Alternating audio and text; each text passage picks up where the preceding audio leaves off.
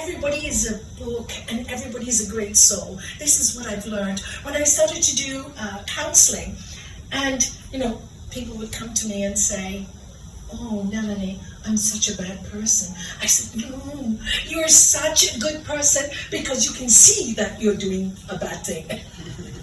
You have to be a good person to recognize it, right? A bad person wouldn't care. They just hurt everybody. But that you care shows that you're a good person, and something is not aligning with yourself. And that's when healing happens. And that's when we grow. And that's when Carl Jung, any of you read Carl Jung?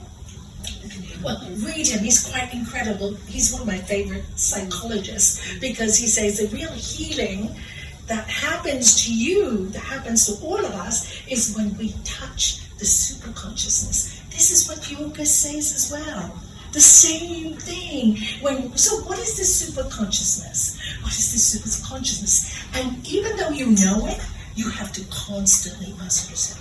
Because living in a material world, like I said, it's easy to forget. A problem comes in business. I need money for my rent. I need to get this. How do you expect me to cope, Melanie, when I have to pay all these bills? Faith, darling. And Sri Patanjali, I really mean it. I'm not being ridiculous about this. I have learned faith is incredible.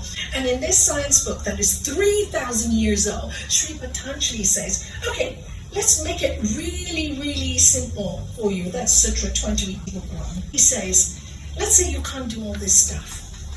What you can do, what will take you through life, is your faith.